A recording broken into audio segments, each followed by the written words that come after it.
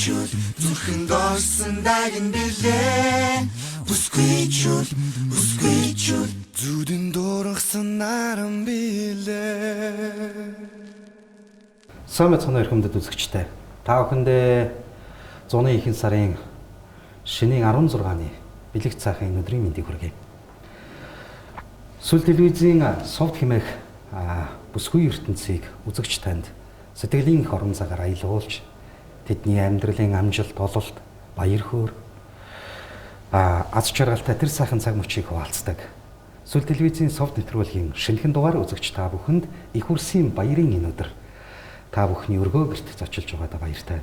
Бид өнөөдрийнхөө нэвтрүүлгээр Тэнгэрийн бүсгүйг газар туулгаж та бүхэнтэйгээ ярилцуулж байна. Ингээд манай өнөөдрийн нэвтрүүлгийн зочноор Монголын иргэний агарын тээврийн бүхээгний ахлах ажилтан Цэрэн сод номын цогцолмаа хэмээх гайхамшигтай бүсгүй оролцож байна. Танд энэ өдрийн мэндийг хүргэе. Энэ өдрийн мэнд хүргэе. Баярлалаа. За сайхан зогсож байна. Сайхан зогсож байна. За би дөнгөс ярианыхаа эхэнд Тэнгэрийн бүсгүйг газарт буулгаад гэж ярьдаг. Бид нар маш сайхан дууг хүн болгонд дуулдаг. Магадгүй та нар ч гэсэн энэ дууг бас амдаа хэлж мэдэх бах тийм. Тэгэхээр үнэхээр л одоо бас яг үг үйлдэлээр нь ярих юм бол энэ агуулга яахын аргагүй та нар зогсон нэр баг гэж санаж. Тэгээд хоёлаа яриагаа чухам цогцолмаа гэдэг бүсгүй Цэрэн сод ном гэдэг энэ сайхан эрхмийн хиддэг хүрүүлж мэндэлсэн тэр сайхан бага насны яриагаар хоёлаа яриагаа эхлүүлэе гэж бодож байна. За юуны мөн та бүхэндээ мөн энэ өдрийн мэнд хүргэе. Тэгээ энэ сайхан нэвтрүүлэгт намайг оролцуулж байгаадаа би бас туйлын их баяртай байна. Ингээд Цэрэн сод номын цогцолмаа хэмээх миний биеийн айлын 6 хүүхдийн 5 дахь охин болж төрсөн. Би дээрээ 3 ахтай, 1 эгч, 1 охин дүүтэй ийм айлын дунд охин юм байгаа юм. Одоо танай гэр бол хэдэн охинтой? 3 охин, 3 охинтой. 3 хүү, 3 охин. Тийм, миний дээр 3 ах байгаа. Би бас их азтай л яг 6 хүүхдээсээ надад ахч бий, эгч бий, дүүч бий. Тийм энэ надад яг заяатсан байхгүй би 5 дахь хүүхэд нь. Ер нь тэгээд багын дэдэл гэж явсан байна. Ер нь бага нас хэрхэн өнгөрөв олон хүүхдтэй айлын ер нь өсвөр нас бага нас бол их сонирхолтой бөгөөд их буужгансан нандин дурсамж ихтэй тийм сайхан цаг үе байдаг шүү дээ. Бага нас ч юм хаана өнгөрөв? Бага нас маань ерөнхийдөө хотод л та би хотын угуул хүмүүсийн нэг нь аав маань Өвөр хангай аймгийн Харьяат хүн байдаг. За ээж маань Баянгөр аймгийнх. Бидний хамгийн том ахаас бус нь бүгдээрээ Улаанбаатар хотод төрсэн одоогийн 1-р төрхөд тийм ээ. За бид нар бүгдээрээ хоорондоо ер нь тэр үеийн айлуудынх тийм ээ бүгд хоорондоо 2-3 насны зөрүүтэй байдаг. Би ихчээсээ 3 насны миний доотлолын дүү болохоор надаас 2 насаар дүү юм байгаа юм. Тэгэхээр миний бага нас юу гэхээр би дүүтэйгээ үргэлж хамт дүүгээ харж гэртээ цоожлогдох үе байсан. Бас хамт ингээл ер нь дандаа л дүүгээ хамт ерөөс хаач явсан чирээл явж идэг юм байсан. Тэгэл даалгавраа хийсэн ч хоол идсэн ч хамт унтсан ч дандаа л дүүтэйгээ хамт байдаг. Ийм л өнгөрсөн тий. Аав ээжийн тухай тодорхойлвол аав яг урлагийн хүн юм байна штэ. Тий яг ямар мэрэгчлээ хүн байв. Яг дуу хуураар явсан. Би бас цаашлуулаад кинонд бас дүр нь бас үлдсэн байдаг гэж сонсч байсан. Миний аав их авьяаслаг мундаг хүн байсан. Аавын маань яриаг одоо эргэн санахад аав маань 4-р анги төгсөжсэн гэ тэр үедээ хонио бэлчээж явахдаа хоньны бэлчээр дуулж байхад нь ээж нь хэлж байсан гэдэг миний хүү чинь дуучин болох нь үү гэж ярьдаг байсан юм гинлээ. Тэгээ аав миний хүүхэд байхасаа л нутгаасаа гараад тухайн үедээ Өвөр хангай Баянгор зэрэгцээс ч үдэ тийм ээ. Тэгээ Баянгор аймгийн хөгжим драмын театрт жүжигчнэр орж дуулж байсан гэдэг. Одоогоо энэ мундаг жүжигчид бол миний аавын багшна гэж явдаг. Аав маань ч гэсэн багшаа гэж ярьдгийн. Тэгээд одоо цогцолмаа байна тийм ээ. Өшөө одоо манай хамаатны улсын гавьяат ерөөч магтаач үлзий гэж хүн байгаа. Ингээд бүгд тухайн үеийн Баянгор аймгийн бас хөгжим драмын театр гэж ярьдаг байсан юм билээ. Тэнд жүжигчин байсан. Тэгээ аавд маань багшилж байсан гэдэг. Ингээд аав маань тэнд байж байгаа тэндээсээ Цэргийн дуужийн ансамблийн театрт ансамблд шалгаруулаад тэнцээд тэнд ингээд жүжигчин мэргэжлэр ороод миний аав бол яг тэндээ бол хуучир гэдэг юм хөгжим тоглодог юм хөгжимчин хүн байсан. Түүний хажуугаар аав маань дуулна, уртын дуу дуулна, ардын дуу маш сайхан дуулна. Бас түүний зэрэгцээ Монголын уран сайхны кино Солонгийн 5 гэдэг кинонд гол дүртэнд тоглож дүрээ үлдээсэн. За хэрвээ үзэгч та бүхэн сайн санаж байвал хөргөн хүү киноны нөгөө яг хөргөн нь нөгөө шагналаа авах мөч нэг тайзан дээр дуулж байдаг хоёр шиг нөгөө нэг тий том орон хийл дараад нөгөөх нь баян хурд арцсан юм хоёр хүний нэг нь могоо хэр мориминэ гэдээ дуулж байгаа нь миний аав юм байна тий. Аав манаас ганц дотооддыг олон улсаас дуу хоолой гаргаж ирсэн юм алдарсан сайн жүжигчийн хүн гэж би ааваа дотроо бодож явдаг одооч боддог тийм байна.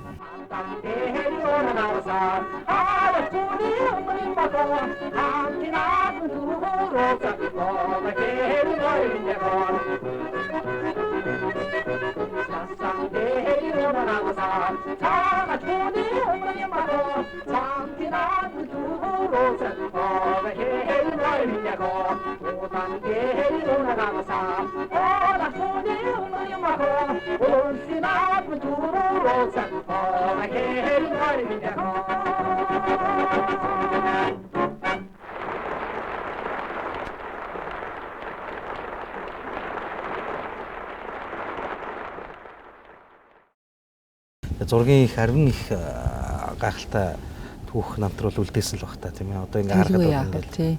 Аав маань мэдээж цэргийн ансамбл гэсэн энэ цэргийн хүн байсан учраас насныхаа тэтгэрт бол эрт гарч ирсэн. Тэгээд дараа нь үргэлжлүүлээд төмөн ихч болоод жүжигчнгээр ажиллаж байх хугацаанд бас олон оронд аялан тоглолт хийж өөрийнх нь ярьж байснаар бол Францын гэсэн баха дэлхийн соёлын өвийн тайзан дээр анхны удаад монгол хүний дуу хоолойг гаргаж байсан гэж аав маань хуучилж байсан юм. Ээжийн тухайд бол ээж маань бол жор баригч тийм мэрэгчлээ хүн эмийн санд ажилладаг байсан. Тэгээд хүүхэд байхс минь ахуулаад л миний ээж бол олон жил эмийн санд ажилласан учраас ер нь баргийн эмчээс тутгааргүй тэр ир чи бид нар ингээл ханиа төрн айлын 6 хүүхэдг чинь ингээл ханиа төрн нэг нь хөрвөл нөгөө нь хүрэх гэх шинэ тийм ээ. Тиймэрхүү тохиолдолд бол ээж маань ямархан ч эмчээс тутгааргүй биднийг эмчлээл ямар таа ч гэсэн эрүүл сарвал үдээс эрэхтэй өсгсөн хүмүүжүүлсэн ийм сайхан аав ээж хоёртой хүндээ би. Одоо ингээд бодох нь бидний тэр багнаас бол маш үнцэнтэй. Сатаарах зүйл ихтэй гэдэг юм уу эсвэл өөрийгөө олох тэр нөхцөл байдал нь их боломжтой байсан юм шиг одоо санагддаг. Яг тэгвэл цаг үе ингээд ирэх тусам хүнд сонголт нь ингээд олон болоод ирэхээр сонголт их хэцүү болдог байх л та. Тэгэхээр яг та бидний багнаас за илүү нөгөө аливаа нэг зүйл зориг тавьбал тэрнийхээ их оройд хүрэхэд ингээ наривчлаад явхад их боломжтой тийм цаг үе байсан болов уу гэж зөв би хувьдаа бодож байна л та. Тэгэхээр таны хувьд бас өнөөдөр бас амьдралынхаа тодорхой хугацааг газраар биш тэнгэрээр өнгөрөөсөн тийм. Тэгэхээр энэ мэрэгжил сонгоход таны хүүхэд наснд ямар нэгэн төсөөсөн төсөөлөлтөд хэр ойрхон байв? Та ер нь багтаа ер нь ямар хүн болъё гэж боддог вэ? За би хүүхэд насаа 10 жил бас их олон сургуульд амьдсан. Тийм би хамгийн анх 1-р ангида 37 дугаар сургууль гэж тухайн үед шинэ байгууллага гэсэн сургуульд орж исэн. Ингээ дараа нь бас ингээл гэр орон маань нүүгээл 53 дугаар сургуульд миний аав цэргийн дуу хөгжлийн ансамбл жүжигчин байсан. Тэнд манайх нүүжчихэд ингээ 53 дугаар сургууль байж байгаа. Дараа нь төмөр зам байрлах 38 дугаар сургууль гэдгийг төгссөн л дөө хэлний сургууль гэдэг. Яг миний одоо яг 14 15 насны үе бол яг нөгөө ардчлалыг хэлжсэн үе байсан л гэх юм да. Тэгэл ингээл нөгөө хүмүүс ингээл хэл ус хэрэгтэй юм байна. Нөгөө надаас өмнөх үед чинь бол нэг орос хэлийг ингээл төлхөө 2 дугаар хэлгээд үзэж байлаа шүү дээ тийм ээ. Яг дараа нь яг тэр үед одоо 90-ад оны ихэнх үеимаа да тий нөгөө англи хэл гэдгийг заагаад эхэлсэн байсан үеэс болохоор тэгэл бүгдээрээ хэл ус хэрэгтэй юм байна гэл ингээд нэг одоо нийгмийн шаардлагаар их юм хайшаа чимдээ тухайн үед ингээд шилжих хэрэгтэй байна хэл ус үзэх хэрэгтэй байна гэдэг ингээд 38 дугаар сургууль гээд төмөр зам байрлах тийм сургуулиуд шилжиж очиод ингээд 10 дугаар ангаа 38 дугаар сургуулийг төгссөн тийм. Аав ээжийн нөгөө ажил мэргэжлээс улбаатай л одоо ингээд нүүдэл судал болоод байгаа. Тий ер нь бол тийм болсон тий.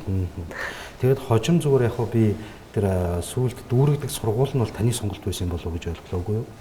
Тийм миний сонголт байсан. Тий 38-аар шилжих нь бол би өөрөө тийшээ манай ангиас ганц би ч нэлээд олон хүүхд тийшээ шилжиж байсан л да. Хүсэл мөрөөдөлтөй ч юм уу эсвэл ирээдүйн зорилгын одоо нэг хэсэг одоо энэ хэрэгтэй байна гэж үзсний улмаас ч юм одоо тийм ээ. Тэгээ тийшээ айгүй олон хүүхд 6 7 хүүхд шилжиж байсан. Магадгүй таны сонгох мэргэжилтэй холбоотой хэл сурах хэрэгтэй байна гэсэн ямар нэгэн мессежийг хүн өгч ийгүү эсвэл өөрөө л бодоод олцсон юм уу? Ерөөсөө тийм бол байгаагүй. Зүгээр л бид нар шилжмээр юм байна гэл хэл хэрэгтэй байна гэл ингээл одоо тухайн үеийн манлайлагч айгүй олон хүүхд ингээд шилжиж явцсан байсан гэд хэлж байсан үе бас байдаг. Мэдээж сурах чиглэл нь өөрчлөгдөд хүсэж мөрөөдчихсэн тэр ангидаа ороод таны хувьд илүү их бас хэлний зүйл бас сонирхолтой болсон эсвэл дурлсан баг. Гэтэ би одоо зөвхөн сонсохны энэ тантай нэвтрүүлэг хийхдээ сонсохны одоо 2 3 анх дадлын мэдлэгтэй гэж би бол таны тийм гэж сонссон л доо. Тэгээд энэ мэрэгч одоо энэ хэлний анхны шатны мэдлэг мэдээж тухайн сургуулиас л авсан баг л та. Тэгэхээр тэнд олон төрлийн хэл зааж байна. Тий анх бидний яг тэр үед 8 дугаар ангид шилжиж очиж байхад бүр айгүй олон хэл үзчихсэн. Англи хэл үзээд, япон хэл үзээд ингээл бүр зэрэг хүмүүс хэл үзээд гэхээр чи ингээд айгүй их ядардаг юм бэлээ. Надад бол яг тэр сургууль шилжээд би шөнийн 2 3 цаг хүртэл хичээл хийж суух үе байсан. Ягаад тэгэхээр өмнө нь нөгөө тийм хэл байхгүй чи ингээл эхлээл бүр ингээл муу авч хэлчихсэн би үнэндээ.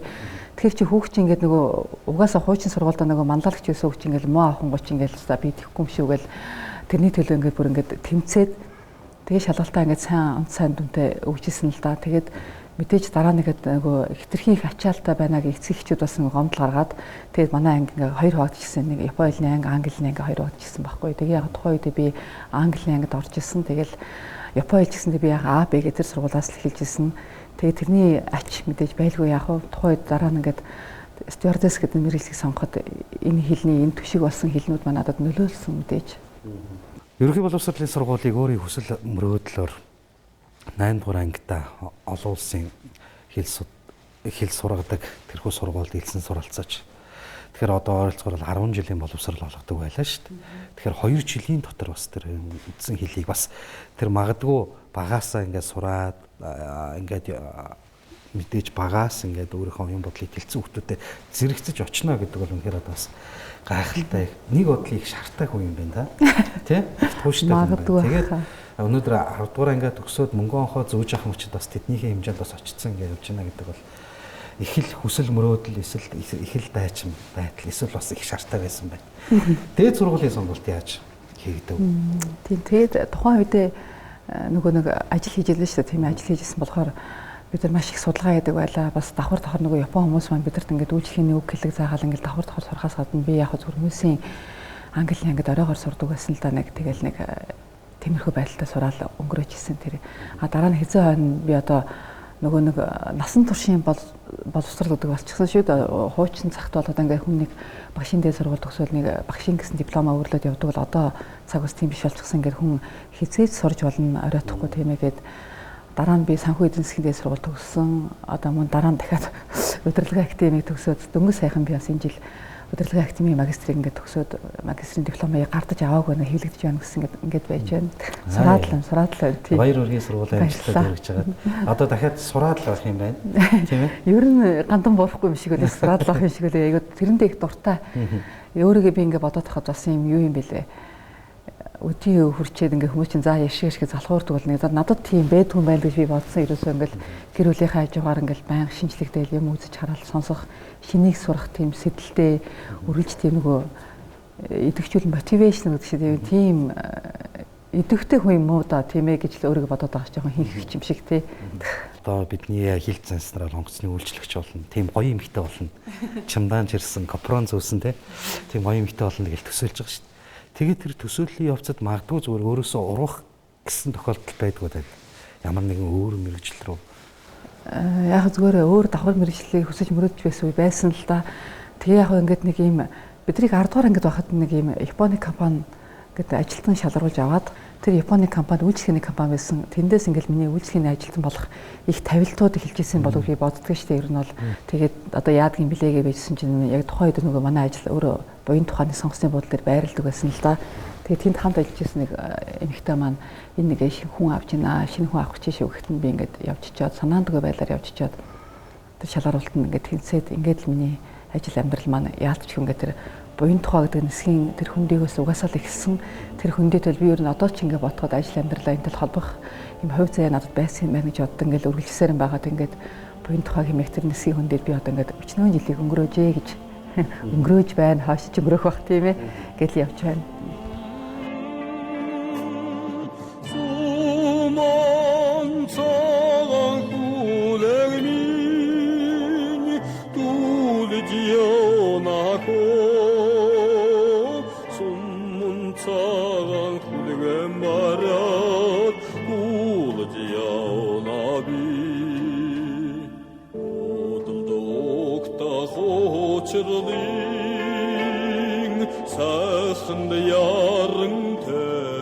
Эрен 6 жилийн түүхтэй энэ сайхан байгууллагын түүхийн бас нэгэн өргөөний за ялангуяа сонгоцныхон дэргэд үүдэн хоймортой ингээд хоёлаа яриагаа үргэлжлүүлж байна. Тэгэхээр хоёлаа ер нь яг энэ байгууллагт хэдэн оноос ажил амьдралынхаа гарааг эхлүүлснээс хоёлаа яриагаа үргэлжлүүл. 1997 оны 7 сараас миний анхны нислэг эхэлсэн л дээ. Тэр үед анхны нислэгээ би аягүй сайн сандгийн нэг 20 хүүхд тэнцсэн гэж ярьж байсанчлан 20 хүүхдээс ингээд хамгийн анх нислэгэнд гарах тийм завшаа надад тохиолдож байсан л да. Тэрний юу гэхээр тухайн үед олон улсын нислэгэнд одоо агаарын худалдаа гэж тийм шинэ үйлчлэгээ явагдаж эхэлж байсан. Нэг нь Улаанбаатараас Японы чиглэл буюу Японы Осака хотод тэр агаарын худалдааг одоо миний бие нь Япон хэлээр жаахан ярьдаг энэ маань надад тусалсан гэхүү дээ. Тэгээ Япон хэлтэй юм чинь агаарын худалдаагаа хариуцаад одоо Япон зорчигч нарт ингээд танилцуулаад ингээд аваад яв гэж үүрэг өгснөөр миний хамгийн анхны нислэг Улаанбаатараас Осакагийн чиглэл дээр агаарын худалдааг хариуцсан явж 1997 оны 7 сарын нэг сүүлээр л санагддаг юм тухайхаа одоо 20 50 30 гэдгийг сайн санахгүй байна. 7-гийн тоог давхурцсан их тоотой тэр өдөр бас анхны нислэгийг хийж. Тэгээ одоо энэ байгууллагатаа ингээ ажиллаад энэ одоо босохоор ер нь үүдийн 7 хоногтой ч үүдг юм уу сартаа ер нь хэдэн удаа энэ онгоцны хаалгаар орж гарч байна. Ер нь хичнээн нислэгт оролцож байна.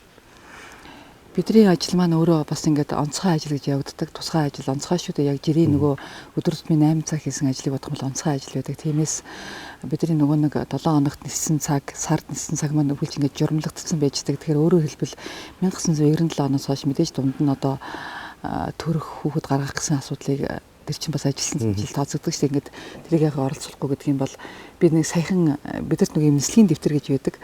Тэгээ саяхан би нэг яг миний өөрийн маань цаг наривчлалаа гараагүй ч гэсэндээ зүгээр давхар хүнийхтэй нөгөө хамт ажиллаж байгаа хүнийхтэй харьцуулах юм бол бидэрт жилдээ одоо үүнээс хойш 20 гаруй жил ниссэн хугацаанд бол нэг 25,000 орчим цагийг бид нар агаарт өнгөрүүлсэн юм билээ. Энэ нь өөрөөр хэлбэл 3 жил орчим хугацааг цэвэр ингээд агаарт амьдэрсэн гэдэг юм билээ. Нөгөө төр харах юм бол 7 хоногт нэг 3 нислэг юм уу эсвэл сардаа нэг 12-оос 14 нислэгт бид ингээд явсан байдаг. Зарим нь үүнээс зарим 1-2 нислэг нь гадаадд өнгөрүүлсэн. Үүний 3-4 хоногийн ч юм уу эсвэл 7 хоног нь гадаадд өнгөрүүлсэн байдаг. Тэгээд ихэвчлэн ажил маань өглөө үүрээр гараад орой харанхуй шинээр орж ирдэг юм байдаг. Албан бус тоогоор 3 жил амьдэрсэн гэртээ одоо ороод ирсэн байна л да. Тэгэхээр одоо таны амьдралын бас олон сайхан нандин дурсамжууд энд байгаа. Одоо хоёул бол яг ямар ангилалт нөгөө энгийн зэрэглэл байгаа. Энэ олон хөшиг байна. Таны бас нэг мөрөөдлийн хөшигч юм шиг тий. Тайзны хөшигч юм шиг тий. Анх нэг тийм тайзнаас алхаж байгаа ч юм шиг тийм мэдрэмж төрж ирсэн гэдээсэн. Тэр нэг дурсамжаасаа суулцвал. Тий. Залуухан жаахан охин байсан тийм ээ. Тэгээд тэр үед ингээл хажууд маань нөгөө бас зөвл зааж байгаа ахлах үйлчгч багш нар маань байж байгаа. Тэгээд ингээд за одоо бодноосоо аваад ингээд гар игээд ингээд хилдэг. Тэгэхээр ингээд хөшиг нээхээр яг үнэхээр ингээд яг энэ хөшигний араас ингээд гарч ирэхээр тайзны араас гарч иж байгаа юм шиг яг тийм мэдрэмж төрдөг байсан. Тэгэл зорч нар ч гэсэндээ ингээл энэ суудлын араар ингээл өндлцөөл ингээл харна. Тэгэхээр ингээл ичгээр нөөрөө айгу дорхноо улаадаг байсан. Тэгээ тэрийг өөрийгөө тайтруулахын тулд амандаа дуу аялаад ингээл амандаа зүгээр дуугаа аялал чимээг намуухан аялаад тэгэл зорч нарын өдөр ингээ явахаар цаанаа тайтардаг байсан юм болов. Яалтчгүй агаарын хөлөг бол олон жил нисний дараа ч юм уу да эсвэл эргээгээ бодоход ч юм уу бидний хувьд үнэхээр яг хоёр дахь гэр минь тэгэхээр би өнөөдөр юм хоёр дахь гэртээ айгу таатай айгу дотн мэдрэмжтэйгээр энэ ярилцлага тантай өрнүүлж байна тийм ээ. Анхны нислэг маань орон нутгийн нислэг байв, олон улсын нислэг байв. Тэгээ олон улсын нислэг байсан. Японд явжсэн. Японд явжсэн. Тэг яг олон улсын тэрэн дээр бас маш их сандарч исэн. Тэг ингээл нөгөө формо тэгэж юмсан, хувцас тэгэж юмсан. Би нэг айгүй халуун өдөр байсан би айгүй санддаг. Яагаад тэгэхээр би ингээл үсээ нэг жимбитл боогоод ингээд лакта жилээ мөр юу ч мөлчитл нь бооцсон. Тэгэл алчуура тэр юм зангаа маань баяр нэг зангаа байсан л да бүр энэ үргэлжлэн давчлаад ингээд зангидаад нэг халуун өдөр чи ингээд бүр ингээд хөлс гоожол ингээд гарц өнгөө барьсан унаагаа хүлээгээд зам дээр зогсож исэн би тодоос тод санаж байна. Анхны нислэг таны тэр бас мөрөөдлийнхаа ажилд орчихсон тэр цаг хугацаа мэдээж их багасаа л стюарт суулна гэж бол өөрөө хэлдэг. Одоо бүхийг ажилтан болно гэж бол ярьдаг байсан гэж. Тэгээд тэр бодлоос ер нь хэр өөр зөрүүтэй байв? Ер нь яг л таны мөрөөдөд сансан шиг байв уу? Тэр бодлоос зөрүүтэй байсан юм. Одоо ч бидний хойч шинэ үеийнхэн орж ирэхдээ ингээд ийм ажил гэж ерөөсөө төсөөлж байгаа гэж боддог. Анх бол хүн ингээд ерөөсөө ийм гоё дүрм туус өмсөөл зарч нарт ингээд цай хоолыг нөгж байгаагаар бүх хүн тэгж төсөөлдөг. Гэтэл энэ маань ардаа хариуцлагатай, үүрэгтэй, тэрийгэ дагаад хүн эрсдэлтэй бас ийм үүрэг хариуцлага маш их байдаг. Эрүүл мэнд гэл бүхэл талаараа тийм байдаг. Бас сайн тал байдаг.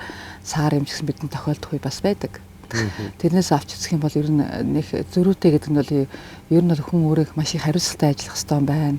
Хүн өөрийгөө их цэнэж явах хэрэгтэй юм байна. Бас их бэлтгэлтэй байх хэрэгтэй юм байна гэдгийг бол аягүй сайн ойлгуулсан гэх юм да, тийм ээ. Боловсон хүчингүүдээ юу гэдгийг жилдээ ч юм уу ямар нэгэн байдлаар одоо мэдлэг ахиулах ч юм уу янз бүрийн сургалтууд ер нь хэрэг зохион байгуулагддаг. Тийм. Мэргэжлийн шаардлагаараа бид нар жилдээ 1-2 удаа мэргэжлийнхаа шаардлагаар гадаад болон дотооддоо сургалтандаа хамрагддаг. Энэ маань өөрөө шаардлага нь бид нар тэр сургалтандаа хамрагдж ээж тэр сургалтандаа тэнцэж байж бид нар тодорхой хэмжээний одоо сертификат байдгийн үнэлэх маягийн юм аваад нисдэг тийм ээ. Харин тэнцэхгүй байх юм бол дараагийн нөгөө шатлалтай тийм сургалтууд бас байдаг. Одоо ингээд тантай яг мөр зэрэгцээд яг одоо тантай анхлан ингээд яг одоо 20 гаруй жилийн өмнө одоо энэ байгууллагын босхийг даваад одоо хүртэл ажиллаж байгаа тантай мөр зэрэгцээд ажиллаж байгаа олон хүмүүс байгаа. Олон хүн байгаа. Тийм. Гэтэ яг ерөнхийдөө Мят компани маань өөрөө надад бол тийг санагддаг штэ. Ер нь их шинжлэгдэж байгаа юм байна. Одоо нөгөө ингээд өөрчлөлт орж байгаа мэй гэж боддог мэдээж Ахмад ажилтан байж ээж дараа шинэ үе сургана. Тэгэхээр миний хувьд бол одоо 100% гэж үзэх юм бол 30% нь бол бидний хуучин мөр зэрэгцэн ажиллаж байгаа хүмүүс байгаа. Одоо энд ингээд яг ажиллаж байхад хэдэн километр алхсандаа тэнцэх бол одоо нэг өдрийн яг үйлчлэгэндээ бол нэлээд хол алхсандаа тэнцэх үү. Одоо ингээд нэг үйлчлэгээтэй холбоотой тэгэл одоо зорчигчдын одоо асуусан бүхэл зүйлд одоо ингээд ер нь үйлчлэгийн ажилтнаа нисэж байгаа юм байнга алхаад авах уу яах уу? Тэр ямар зарчим вэ? Ер нь үг ажлын маань онцлог нь бас юм зогсон ажил шүү дээ тийм ээ. Тэгэхээр энэ онцлогод агаад ер нь зогсоо байдал дуртай болчдөг юм бэлээ. Хаач ицсэн гэсэн тасуугаач хэрэгөө зүгээр зогсчихъя гэл ингээд бэжэд ингээд сурччихсан байдаг. Ерөнхийдөө бол мэдээж нөгөө ажлын шаардлагаар бас ингээд сэсэрлэнд орох юм уу тийм тохиолдол байх юм бол шууд ингээд бид нар суудлаа суух бас тийм зарчимтай шаардлагатай журамтай.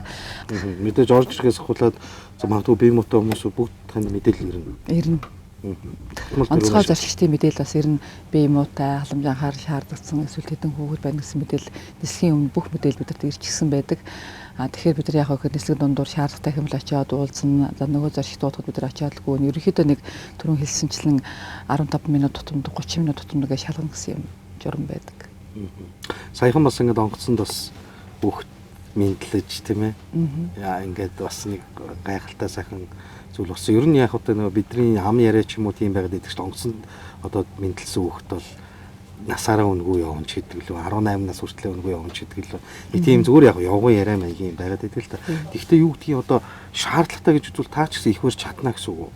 Тэрийг заадаг. Шаардлагатай бид нар заадаг. Эрүүл мэндийн анхны тусламж тэгэл одоо муугаар удах юм бол хүн нас урахад яах вэ? Сайнаар удах юм бол хүн төрөхөд яах вэ? Хүү хэдэн хуруу ороож явах вэ гэдэргээл бүгдийг бид нар заадаг.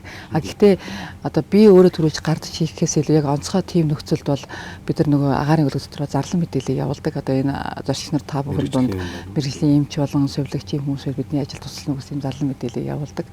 Ер нь ихэнх тохиолдолд азар эмч сувилагч хүмүүс бас байж таардаг шүү ерөнхийдөө. Бүхэгний ажилтан бол зөвхөн бүхэгний ажилтан байдгүй нах нь шүү дээ.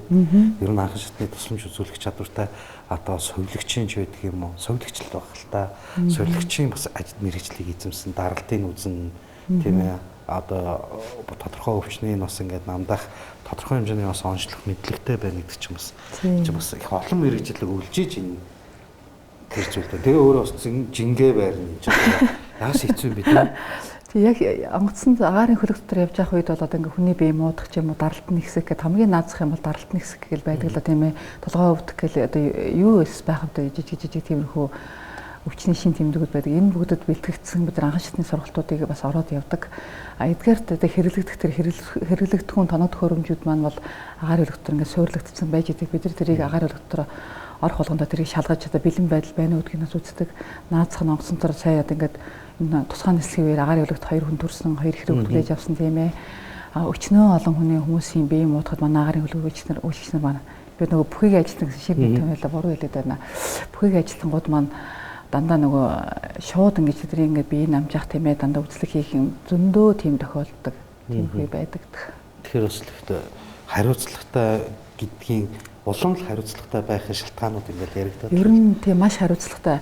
Одоо хүний бие одоо ингээл зүгээр л энгийнээр бодоход одоо нэг Үний толгой өвдлөг гэжээ тийм ээ. Тэгэхээр л одоо бид нар ингээд за тэр хүн толгой өвдлөг хэдэн цагт толгой өвдсөн гэх тэрийг харж яадаг тийм ээ. За тэгээд одоо юу гэдэг чинь 17 цаг хэлсэн бол би 17 10 минутанд бид хүн толгойн өглөө за тэр намжиж ийн үгүй гэдэг намжсан бол тэгэл яг окей тийм ээ. Намжаагүй байх юм бол дараа нь цааш бол яасан гэсэн ингээд дөрөв төсөмж арга хэмжээ бүх юм ингээд нөгөө мэдээлэл ингээд бид нар бичиж явж идэг ингээд дараа нь ингээд аливаа асуудал эрсдэл үүсэх юм бол ингээд танилцуулах репорттойгоо мэдээлэлтэйгээ тэмдэглэлтэйгээ байж идэг тийм. Бүх юм. Эмч сувлагч болно. За сэтгэл зүйч болно. Янз янзын эмоцтой хүмүүс орж ирнэ. Байна. Ер нь бол байдаг. Ялангуяа. Байна. Тийм. Ялангуяа сүүлийн үеийн онцгой байдалд бол ер нь хаасаа өрхөд яриад хүмүүсийн сэтгэл зүйн өөрчлөлтөнд орлоо тийм ээ. Яг тэгээ энэ бүгдээс би өөрөө зүгээр миний хувьд ч тийм ингээд бодоход сэтгэл зүйн өөрчлөлт төр темпераментийн өөрчлөлт бол энэ хүн болгонд их хэмжээгээр байдаг юм байна гэж бодоо. Их үү бага уу гэдгээс болдог тийм ээ. Тэгээд тухайн үед тэр сэтгэл зүйн өөрчлөлтөө хүн өөрөө хэр их хянаж чадж байна, хянаж чадахгүй гэдэг чинь л тухайн үеэс хүнээсээ шатаалдсан болов гэж би зөвөр дүгнсэн. Саяны онцгой байдлууд ингээл зорчигчдын адилхан бидний хувьд гэсэн адилхан шүү дээ тийм ээ. Бас хүн лимит чинь ингээл янз бүрийн эмоц гарна, хар үрээ босоод явна тийм чинь тэр сэтгэл хөдлөлөө хянах чадвар хүнд янз бүр байдаг юм болов гэж бодсон. Тийм ээ. Хянаж чадж байгаа юм бол окей, тийм ээ дажгүй байна. Хянаж чадахгүй тэрийг гаргах нь ямар хэлбэрээр гарч байгаа гэж бас байдаг юм билэ. Одоо ууралж гаргана, сэтгэл зүйн өөрчлөлт хүн гэдэг нөгөө одоо юу гэдэг чинь намжаахын тулд одоо дуулдаг ч юм уу эсвэл одоо ууж идэх байдлаар ч юм уу тийм ээ идэхийг хүсэх ч юм уу да одоо яг одоо өөрөө хүмүүс ярьдаг чинь ингээд нөгөө нэг тайвшрахын тулд хүн ядрахаар хийдэг юм байлээ гэдэгтэй яг адилхан юм болов гэж би бол зүгээр тэгж ойлгосон ши ерөөхдөө бол. Одоо тэгээд энэ ажил мэргэжлээс 50 байхын үнц нь басны тодорхой хэмжээний хүнийг хараад ингээд тодорхой хэмжээгээр нэг ийм маягийн хүн байна да гэдэг нэг анхан шатны нэг тийм онш бол тавьчихаар хэмжээний. Ерөнхийдөө бас байж магадгүй л ах тийм ээ. Тэгээ шууд хэлж чадахгүй ч гэсэндээ яг өөр хүмүүстэй ч юм харьцуулахад бас байж магадгүй ах. Яг тэгэхээр маш олон хүнтэй харьцаж байгаа болохоор ерөнхийдөө анхаарчдаг. Ерөнхийдөө нэг тиймэрхүү орж ирж шүүгээд яг үнэхээр яг тиймэрхүү байдал ах юм бол бид нар бас хоорондоо мэдээлэл солилцдог. Нэг тийм хүн байш шүү анхаараарай гэдэг ч юм уу та гэсэн бас байж. Энэ бас нэг аюулгүй байдалтай шууд. Аюулгүй байдалтай шууд холбоотой тийм.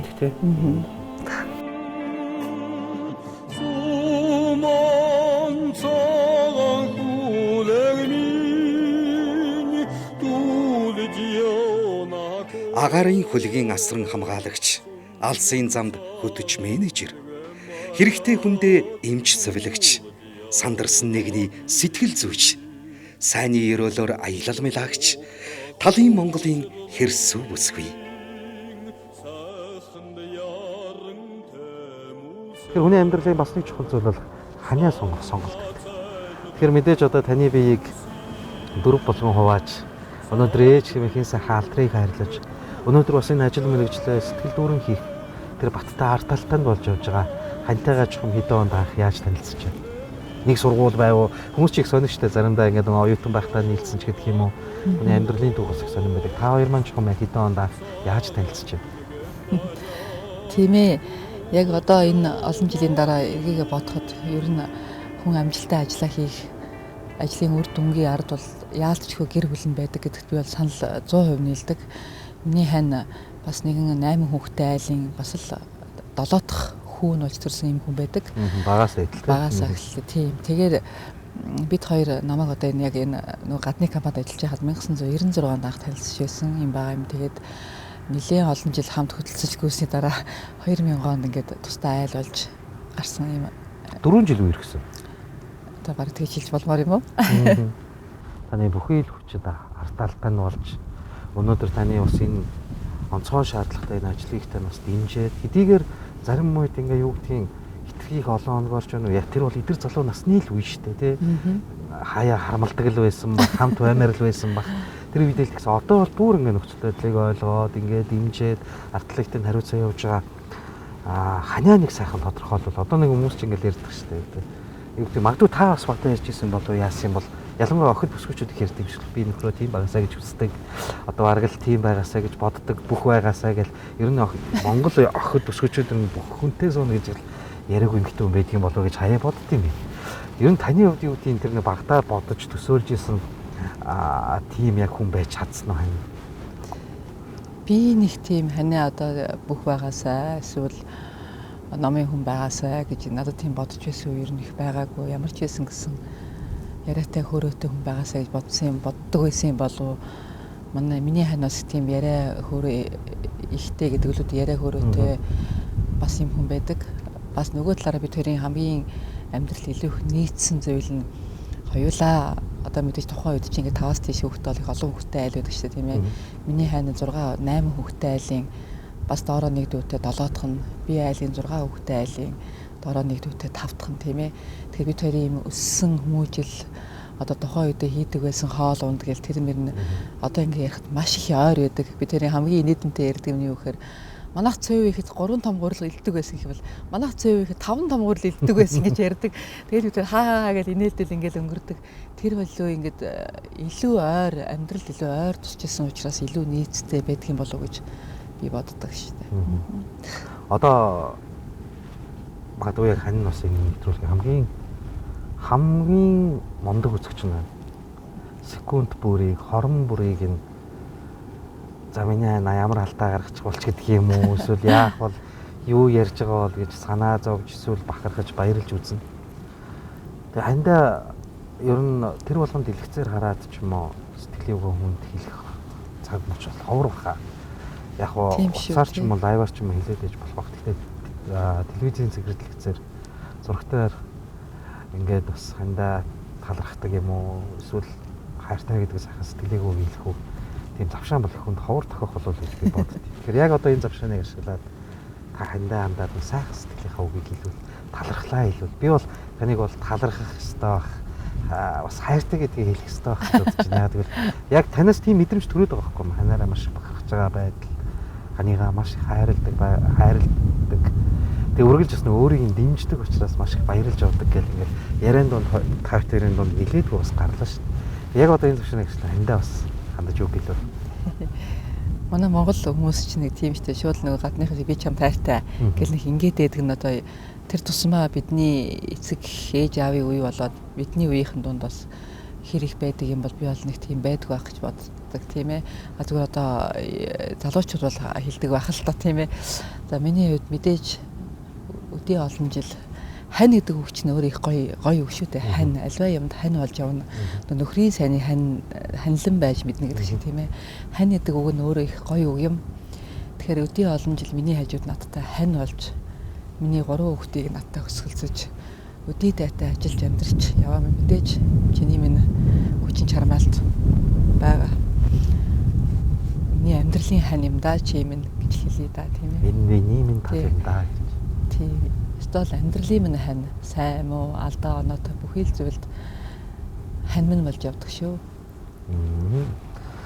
Мэдээж хань энэ үгийг дуулаад маш баяртай байх гэж бодож байна. Ер нь хайртай гэдэг үгийг монгол хүнийг тэр болгон ингээл хэлээд байдаггүй гээл. Ер нь та хэлдэг үү? Энэ ч нууц юм биш шүү гэл. Мэдээж хэлэлгүй яах вэ тийм ээ. Гэтэ нэг чухал нууц үйдээ. Тийм зүгээр яг хөө мэдээж айл гэрийн амьдрал юм чинь сайдах муудах үе гарна, маргалдах үе тохиолдно тийм ээ. Бид тэр тийм зөндөл байсан.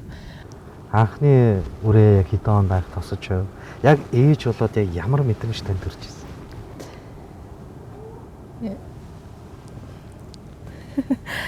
Яг энэ үеийг ярих гэхээр ингэ жоохон сэтгэл сонирн байна л да. Яагаад ингэх вэ гэхээр эмэгтэй хүний хувьд бас хүүхэд гаргах тийм амар ажил биш байдаг тийм ээ.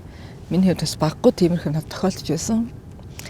Ингээд бас би биологийн хувьд бас нэлээд хүчилж, чармааж, маш их гам дэглэм сахиж байж миний охин 2004 онд надад ирсэн юм. Бас аав чирээгаа ч гэсэн би баггүй бас сэтгэлийн тийм зовлон амсуусан хүн л дээ. Ингээд 2004 онд охиноо ах гаргачаад за би аав чиртаа одоо л нэг сайхан байна да гэж бодсон чи аав маань ингээд 2 сарын дараа өнгөрчихсэн юм байна.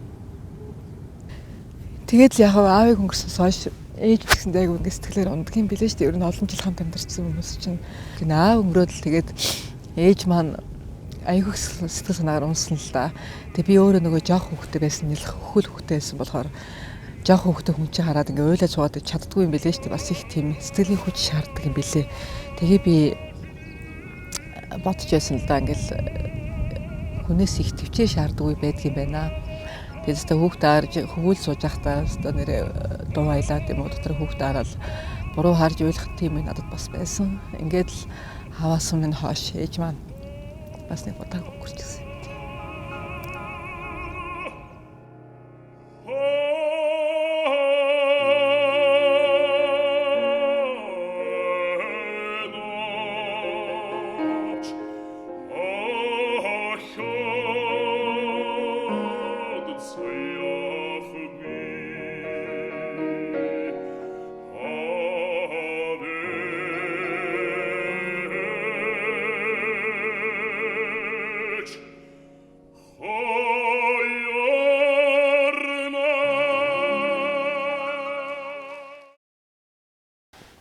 Айгүй олон цагийн нислэг хийсэн. Яг бол цар тахалтай холбоотой. Тэгээд хамгийн гол олон цагийн нислэг гэдэг маань өөрөө битүү хувцастай. Тэгээд бас ингээд хариулсаас одоо илэг нэгтнээ очиж авах. Энэ том хариуцлагатай ажил бас их том одоо юу гэдгийг эрсдэлтэй ч гэж хэлж болох үс юм ажлыг бас танай хамт олон бас нэр сэртэйгээр гүйцэтгсэн. Та энд ч гэсэн бас гар бие оролцоод явжсан. Тухайн үеийн нөхцөл байдлын тухай бас яриач.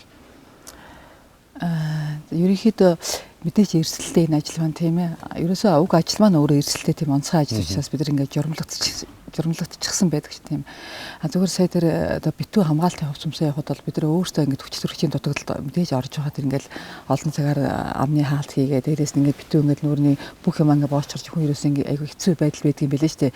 Тэгээд саяхан бид нар 5 сарын 10 хүртлийн хувцастайгаа бүтэн жил хагас жил 12 сард 14 сар ийм хувцастай явсан байгаа юм. Үндсэндээ нодлонгийн өнгөрсөн жилийн 2 дугаар сараас ахуулаа тийм ээ. Тэгэхээр энэ өнгөрсөн хугацаанд бол яг энэ онцгой байдал дээр давхцаад онцгой байдал тохиолж ирсэн манай нислэгүүд байгаа. Миний үдх юм бол яг хамгийн сүүлд хийсэн нислэгүүдээр ингээл ерөнхийдөө ингээд буучаад ингээл өөрөө ирэхгүй нөгөө хүн өөрийгөө нөгөө зохицуулах хэрэгтэй болд юм бил. Яг энийг бид нар өөртөө ингээд нөгөө тооцолсон байт ингээл амьсгалд авчиад ирвэл яах вэ гэж амьсгалаа зөөл аваад ч юм уу гууж идэхээ хүртэл ингээд зохицуулах юм нөхцөл үнэхээр үүсдэг. Тэр маань өөрөө эрсдэл дагуулна. Тэгэхээр яг бидний яг эрсдэлтэй мөртлөө нөгөө талд нэг сайн тал байдаг. Ягаад тэгэхээр бидний эмнэлгийн үзэсгэр байнга оруулж идэг тийм ээ. Жилдээ нэг удаа бид нар нарийн мэргэжлийн эмчийн үзэсгэр авдаг. Одоо бид нар тун удахгүй дахиад ингээд шинжилгээнүүд өгөх гэж байна. Ингээд 6 сар тутамдаа эм шинжилгээнүүдийг өгөн нэг жилдээ нарийн мэргэжээр орно гэсэн энэ ажил мэргэжлийн дагуу энэ шинжилгээ үзэсгэлэг маань бидэрт бас нэг талаараа сайн нөлөөллийг өгдөг. Нөгөө талаараа бас эрсдлийг үүрэхэд бас энийг анхаараарай гэдэг ч юм ийм ач холбогдолтой байдаг. Үнэхээр дайчин байлаа. Тэгээ бид нар нөгөө харах нөхцөл байдал ч юм ямар байх юм мэдэхгүй байна. Яг тухайн үед ингээд Монгол улстай ирж байгаа тэр хүнд нөхцөл байдлаас ингээд эх орондоо ирж байгаа хүмүүсийн эмоц их ингээд зургатаар гарч ирсэн. Монгосоос бууж байгаа хүмүүс ингээд өөрийнхөө уйлал тий.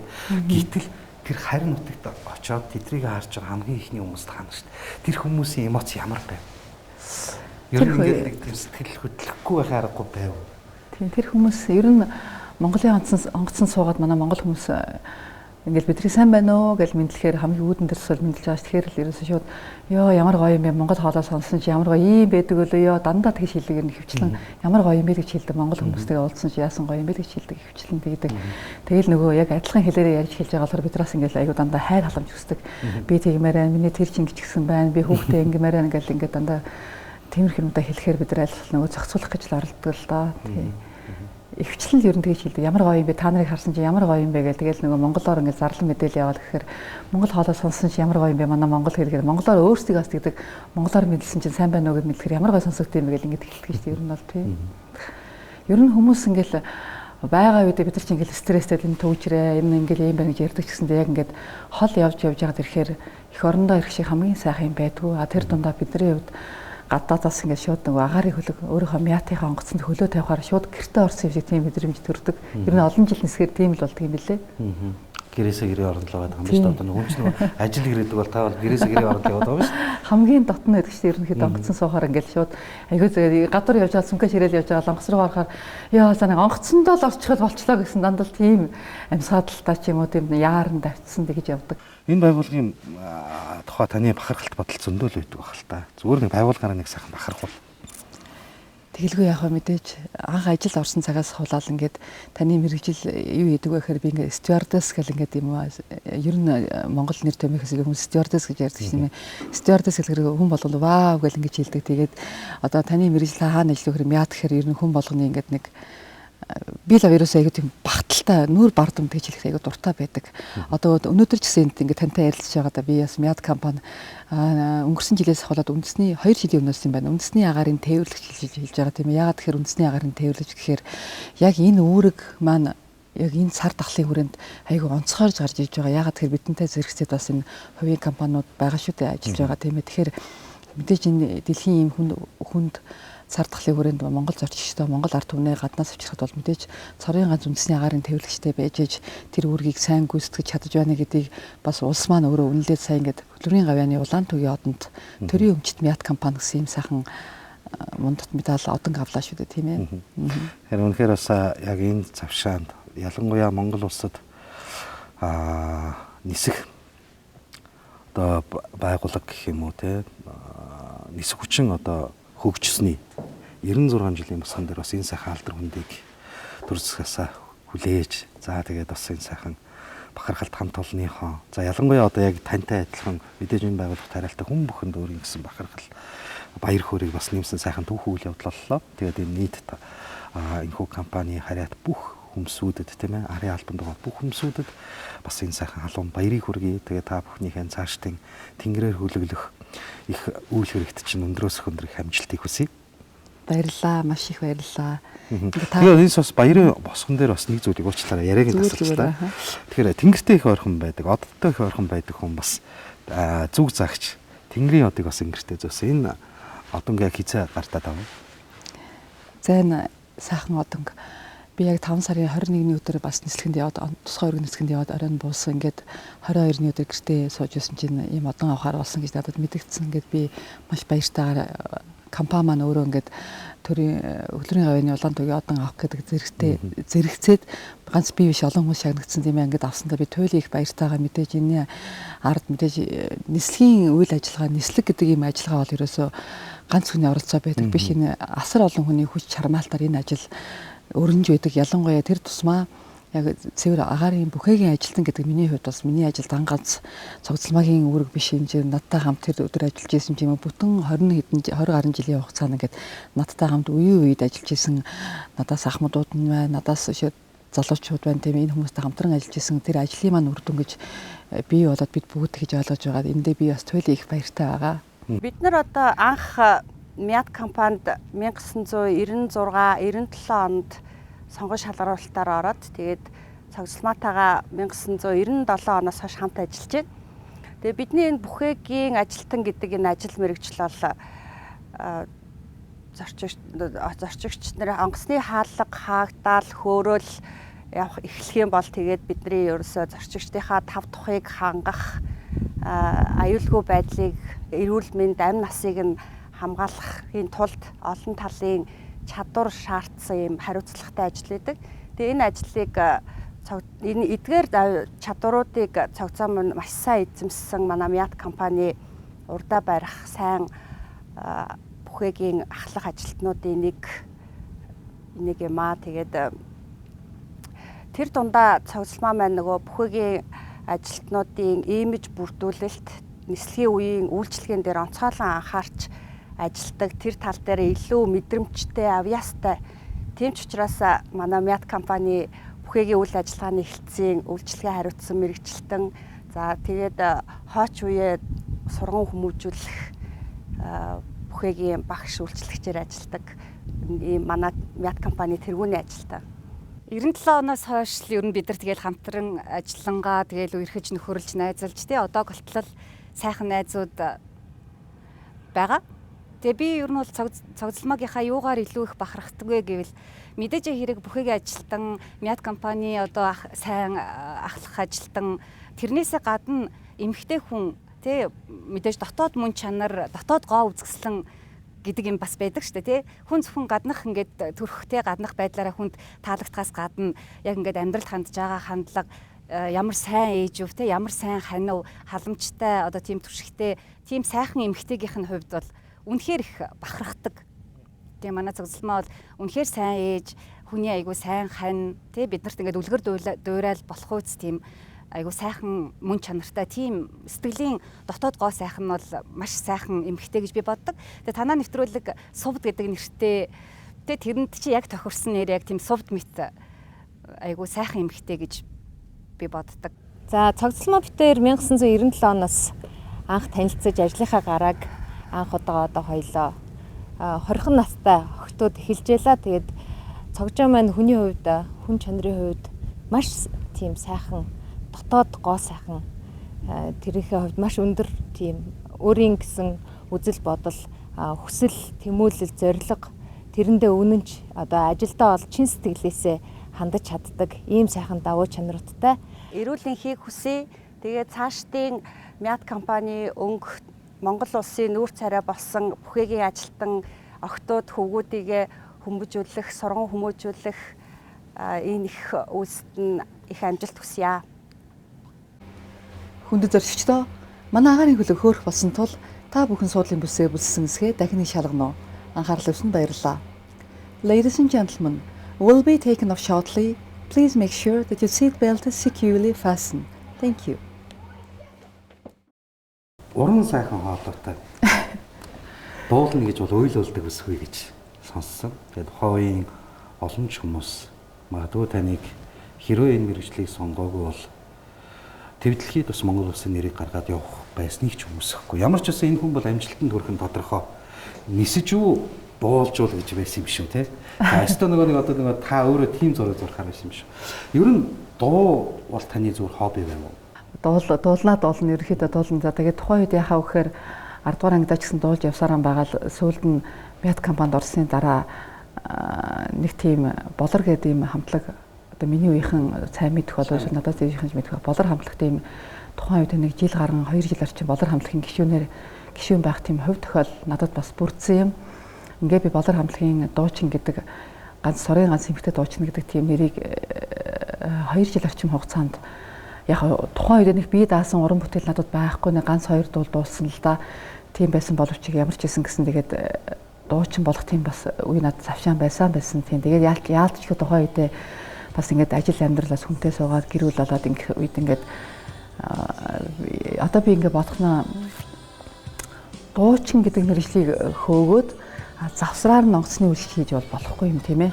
Хэрвээ би онгоцны үйлчлэг ингэж байж байгаа юм бол завсраар ингээд дуучиж болох юм байна гэж би бодож исэн байхгүй. Тэгэл ингээд зүгээр тэр дуучин гэдгээ болчихсон юм байгаа юм. Тэгээд завсраар нь яг зүгээр ингээд компани янз бүрийн ингээд арга хэмжээ иймэрхүү маягийн юмд дуулаад ингээд дуусараа л явж байна одоо ч гэсэн ялгаагүй. Мят компани ганц нүрийг тахалдаг байх юм шиг гэж сонссон шүү. Яг тэр нь цаашаа чинь зүгээр ер нь бол тухайд бас залууч байсан. Тэгэл компани нэрмж тийм тэмцээн уралдаан янз бүрийн юм тусах хэлцээ төлөөлөөд компани өмнөөс бас орж ирсэн байсан тийм.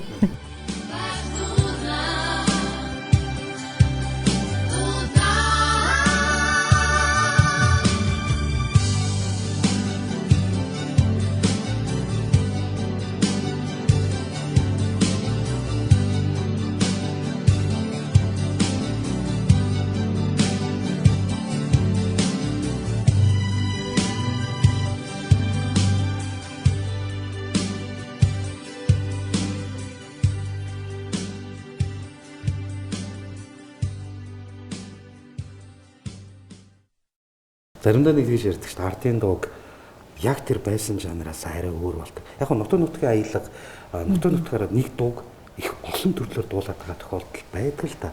Гэхдээ үг нь алдагдаж тий. Заримдаа аялгуу нь алдагдаж бүр хит өөрчлөгдөж.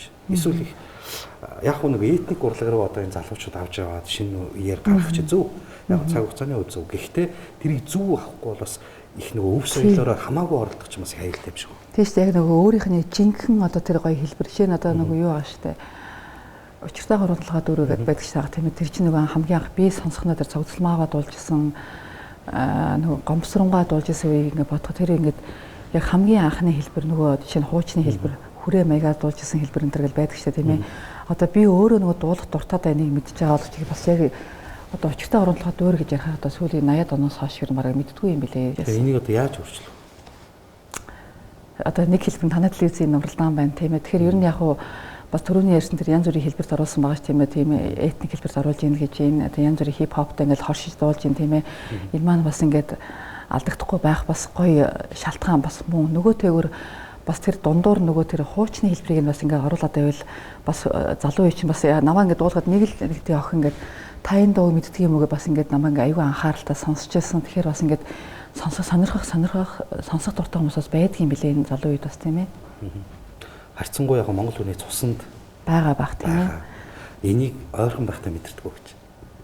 холдох тусмаа цус нь буцалдаг. Энийг сонсохоор мэдэрдэг гэж зүгээр нэг настай хүн надад гэж тайлбарлажсэн. Тэгэхээр аавын тоглож байгаа тэрхүү дуунд дурлаж тэр дууг шимтэж тэгээ тэр тусмаа юу гэдгийг одоо бүр Монголын одоо анхны гэж хэлж болох тэр сайхан дуурийн одоо нэг үзэгдлийн дуунд бас тэр баг олчраасаа дурлана гэдэг бол их л урлагийн нандин мэдрэмжтэй байсан байх гэж бодож байна л да. Тэгээ мэдээж одоо дүүчин хүртэл тэгээд нэхэд дуулуулж ирсэн гэхээр бас тэр урлаг уран сайхнаар дамжуулж та нарт ямар сайхан хүмүүжлийг бас олгож ирсэн юм бэ гэж зүгээр бодогдлоо. Тэгээ магадгүй одоо ингээд та түрүүн яриан дундуур ингээд одоо юм шиг яг ингээд тод санагдчихна л гэж ярьжсэн. Тэгэхээр тэр аавынхаа дуулж өгч байгаа тэр сайхан цаг мөчийн тэр аялгауг одоо нэг дуулаад үзүүл яа тий. Дуунд хайртай, дуулдаг бүсгүйг одоо нэвтрүүлгээрээ дуулуулахгүй болоодсан алдсуулах байлгүй тий. Дуунд бол маш их дуртай. Тэгээд одоо ингээд эргээгээ бодоход анх ингээд яг агаарын бүхэгийн ажилтан болоод ингээд онгоцны дээр голоор ингээд алхахад их хичдэг байлаа. Нүүр улаагаал их хичгэд би өөрөө ингээд боддог байсан. Ингээд дотор амандаа дуу аялал хүмүүсийнхаа тэр аюулгүй байдлыг шалгаад юм үзээд явдаг байсан л да. Тэгээд энэ завшааныг ашиглаад яг дуунаас бас ерөөхдөө жоохон өдөр болгон дуулдаг, дууччийг давтлага хийгээд ихтэй боломж байхгүй болохоор жоохон холцсон байж магадгүй. Гэхдээ тухайн үедээ бас олон дуу тэмцээнд бас Мятийнхаа өмнөөс компанийнхаа нэрийн өмнөөс оролцож яваад бас тэмцээний уралдаанд төрүүлж байсан юм удаа байдгийн. Бид баг хамт олноороо тийм ээ. Тэгээд та бүхэндээ зориулаад аав маань одоо анх чихэнд минь сонссон тэр сайхан аялгуунаас жаахан ч гэсэн дуулах гэж хичээе тийм ээ. 모두 더 сайхан улааны монголозари чимигээ юурусэ учраса умане ёстамини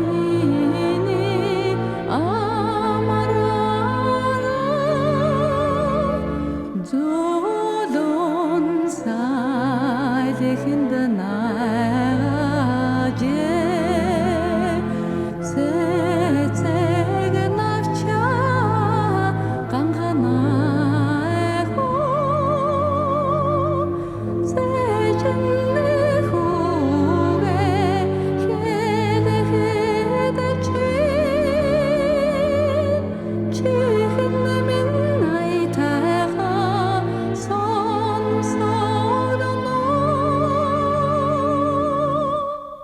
Тэгэхээр одоо энэ дуу чинь бас ингээд өөрөө бичүүлж байгаа. Бас ингээд дуу бас бичүүлээд байгаа гэж сонссон. Тэгэхээр энэ бичлэг бас нэвтрүүлгийн дундуур хүрэх байх гэж бодож байна. Тэгээд яагаад залуучтай гөрөө гэж. Танд маш олон дуу дуулах сонголт байгаа шүү дээ. Эстрадын дуу бол их байх. Гэхдээ энэ бага наснд их л ач холбогдол өгч яаж та тий? Тийм ээ, тийм. Бага наснд аав маань бас ингэж тэр бидний тойрол суугаал бас хөгжим тоглоал ингээд дуулж байсны хажуугаар би одоогийн ардын дуугийн байр бидний хүүхэд байгаа драмын театр гэж байсан. Яг тэнд би анх учиртай 3-7 дуур гэсэн тийм алдартай дуурийг сонсож үзэж байсан юм. Яагаад би энийг бас ярьж байна гэхээр манайх 120 мянгад байсан гэж ярьж байсан. Манай дээдлийн айлд Монгол улсын дээр мундаг жүжигчин Давуу Мандалгай Юндангийн дүр тоглоод Давуу Мандалгайх манай дээдлийн айлд байсан. Тэгээ би бол нөгөө Цэвэл Сүрэнгааг би Ариуна гэдэг тийм ээ нөгөө нэг ардын илч киногаар нь бас бид бүгд мэднэ. Тэгэхээр яг тэр Давуу Мандалгай Цэвэл Сүрэнгаа хоёрын тоглож байсныг би яг бас үзэж байсан юм. 8 настай юм уу 9 настай байсан баха. Тэгэл бүр тэр бас ингээд бүр ойтонд яг үлдсэн. Тэгэл тэр бага насны мөрөдөл одоо яваад байгаа юм. Би магадгүй нэг хуучинсэг үзэлтэй хүн юм болов гэж өөрийгөө бодоод байгаа юм. Гүү. Яг энэ бол урлагийн их мэдрэмж. Ер нь тэр аари дуурийг үзнэ гэдэг бол бас асар их хэмжээний юу шүү. Бас нэг соёлын урлагийн бас нэг тодорхой хэмжээний боловсрол хэрэгтэй. Дээр нь бас их дурлал хэрэгтэй болол энэ тэрнээс ойлгохгүй хүн бол тэнд очиод унтах байлгүй дээ. Тэгэхээр дуур гэдэг чинь бол бүр мэрэгжлийн том юу шүү дээ. Дуулаач одоо дуулаач хүний хөржил хамгийн дээд оргил бол одоо дуур л баг та. Би хэлж ойлгох. Энэ дууг ингээд сонсох тусам би бүр улам бүр ингээд сонсомоор санагдаад байдаг. Улам бүр тэгээд яг мэдээж тухайн үеийн тэр мундаг жүжигчдээс одоогийн залуу жүжигчдийн дуулж байгаа одоо хоолойны өнгө болоод одоо тэр маниар дээр өөр байдаг байх л да тийм ээ. Миний хувьд бол би яг тэр л нэг өнцгөөс харсан тэр нөгөө хүний нүдэнд анх бууснараа л хүнд ингээд тод оршдог шээ тийм ээ. Яг л тэрүүгээр л оршоод тэр дурлсан үйл одоо ингээд тэр чигээрээ яваад идэх юм бол би бүр одоо ч бүр сонсоод би хаяа чивчэнд хийгээд машин сонсоод явдаг л да ер нь. Тийм. Тэр үеийг хүслэл би одоо биелүүлж байгаа нэг завшаа юм болов.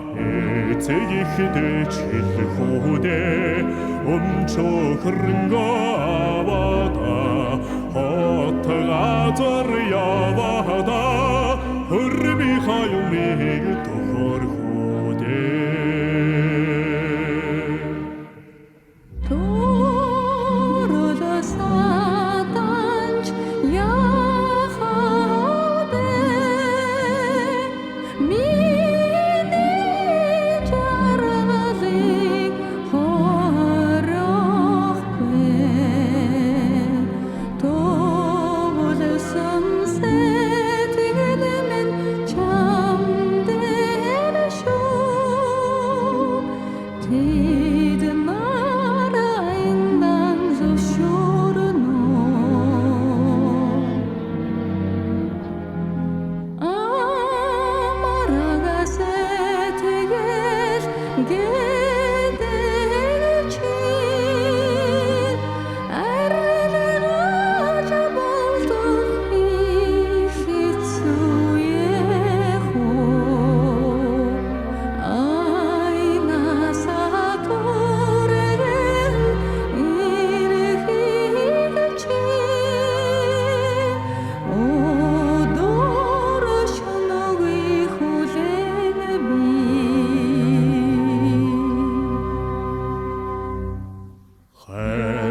сэтгэл нээсэн тул хараад бушуухан ийда хамаг яраа тогтлоо гарахаас өмнө уулзъя ичил хоёр шуушиг ичилтэй хоёулаас уйда ингэж нэрхээс илүүтэй жаргалаханаас байдгиймдэ.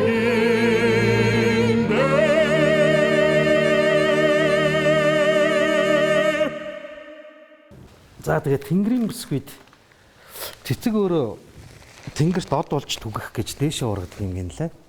Тэгээд дээр бас мөрөөдлөө урлаж, дурлалаа бас тунхаглаж, өнөөдөр бас Монгол улсын нуур царай болж, өнөөдөр бас хүсэл мөрөөдлөөрөө амьдарч байгаа дайчин бүсгүй танд бас цэцэг шиг дэлгэрч нар шиг мандаж явахыг хүсэн ерөөд цааш тарих ажил амжилт хүсье.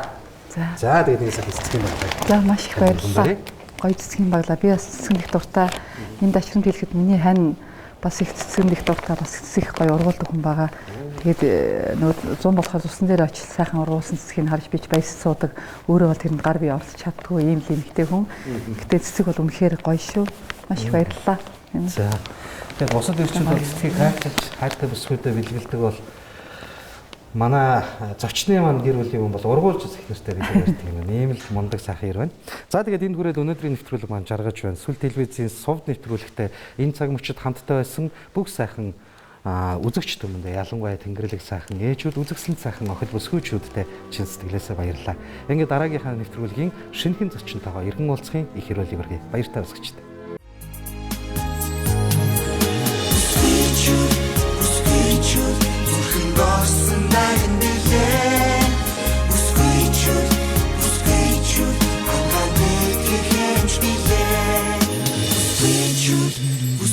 Зүрхэнд орсон дагн билээ бүсгүйчүүд зүудэн дуургасан наран билээ.